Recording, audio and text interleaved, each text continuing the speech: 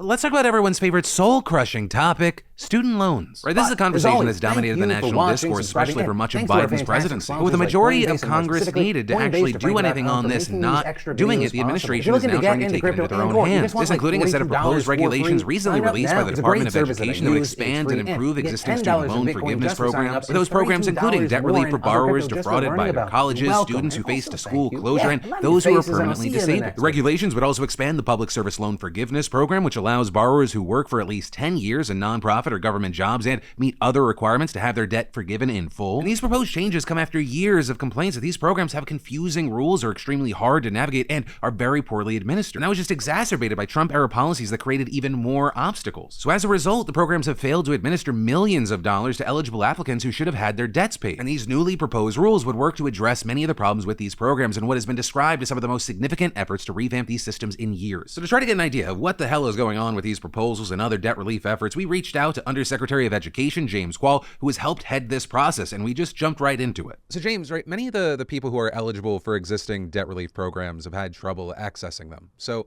I guess the question is, what do these proposed regulations actually do to help get assistance to the folks that are deserving it?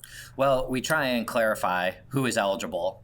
And we also try and take away some of the obstacles that have existed in the past for using information we already have. So, for example, if you're permanently disabled, and we know that because you're getting benefits from Social Security, we can now use that information to discharge your student loan. We have about 350,000 borrowers in that situation. Could you give some other examples of like the people that could be helped by these changes? Yeah. So we're working very hard to help with public service loan forgiveness. And so a lot of people have gone into jobs working for government or working for a nonprofit because they were promised help with their student loans. When we got to the department, only 7,000 people had ever received public service loan forgiveness. So we're working really hard to make it easier to navigate the bureaucracy. And we're starting with, for example, doing data matches with federal employees, so that if you work for the federal government, you have student loans, we're automatically crediting your service. You don't have to navigate our bureaucracy and fill out all the paperwork. In addition to the navigation, do the proposals expand any eligibility to the programs? Yeah, so one of the problems, particularly with public service loan forgiveness, is you had to have a specific type of loan, and then you had to have a specific type of repayment plan. And it was very confusing. People got bad advice. Most people were not eligible. They had to take additional steps to convert their loans or change repayment plans. And so we've been able to wipe away some of that paperwork. And if you had filled out the right form at the right time, you're now eligible. Now, there are some people that do need to take action to take advantage of these benefits. And so we're encouraging everyone to be in touch with us by October 31 to make sure that we can credit your account if you are eligible for help. And I mean, through the removal and trying to streamline things, does it also change does it speed things up? Well, it speeds up the process of getting the relief. It doesn't speed up the process of becoming eligible.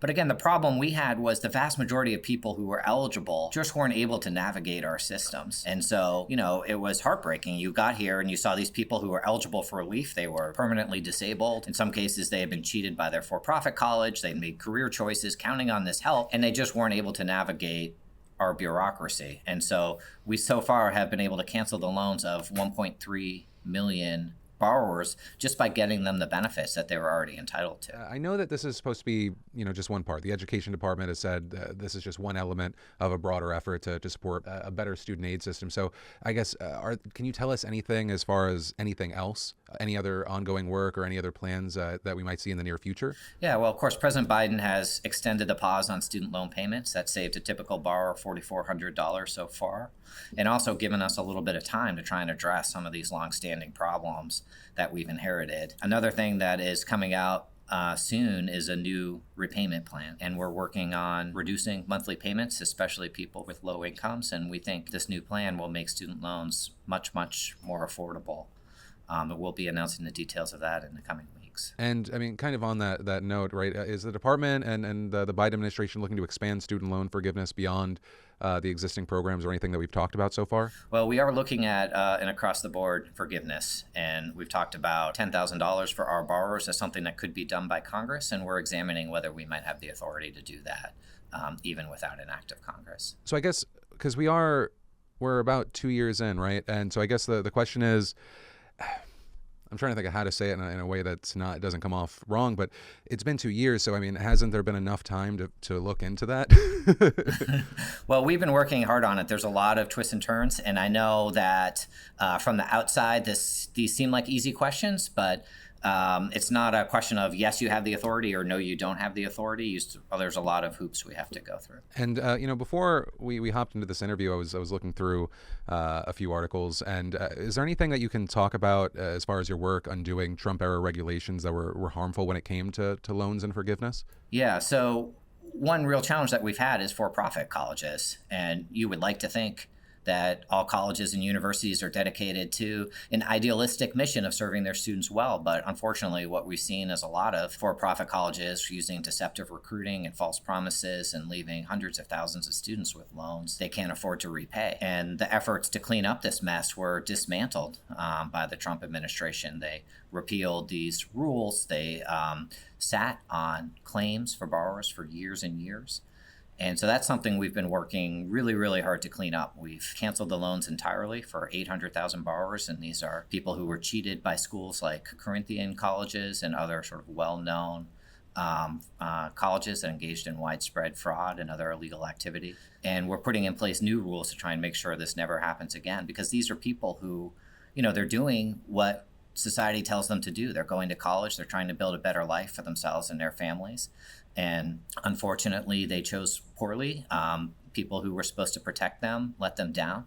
And they were left with a lot of debt and nothing to show for it. And I know, obviously, like when you talk about that, it involves like the worst actors. But regarding debt relief in general, or just the college system in general, does it feel like where you are that you can implement something that can help people moving forward? Because a lot of, right, we're talking about people that are already in debt, but the real problem is going to be how expensive college is. It's gone up at a rate that's impossible to keep up with. And so I don't know if there's fully a question, does it just feel like we're adding a Band-Aid to the situation and the bleeding's just not going to stop? Well, we have to do both, because of the 40 million people with debt, a lot of them have loans they can't afford.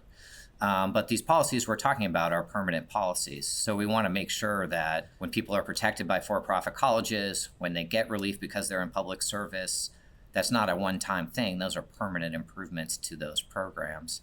And then going forward, we do need to invest in financial aid. We need to make college more affordable up front. We need to help more students graduate. Our national graduation rate is about 60%. So there are a lot of things we can do going forward because, really colleges and universities are one of the most important institutions our country has for upward mobility and for equitable opportunity. So we want to be able to say to people, if you go to college, that's a route to a better life. It's not going to be drained away by student debt. Okay.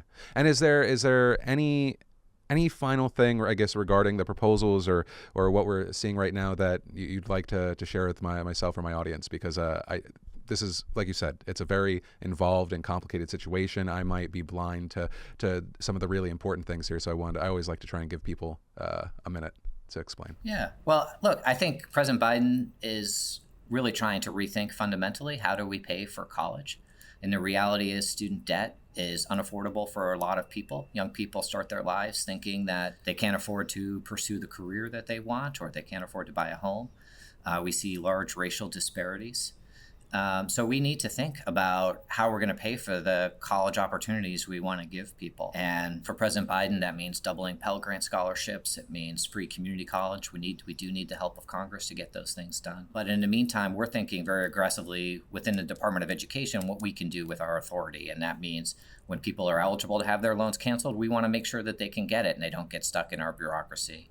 It means we can cut the cost of monthly payments. And we think that is going to deliver, really substantial benefits to millions of Americans. James, thank you for the time. Phil, I really appreciated it. Thanks for having me on. But as always, thank you for watching, subscribing, and thanks to our fantastic sponsors like Coinbase, and more specifically, Coinbase.Franco.com, for making these extra videos possible. If you're looking to get into crypto or you just want like $42 for free, sign up now. It's a great service that I use. It's free, and you get $10 in Bitcoin just for signing up and $32 more in other crypto just for learning about them. You're welcome, and also thank you. Yeah, I love your faces, and I'll see you in the next video.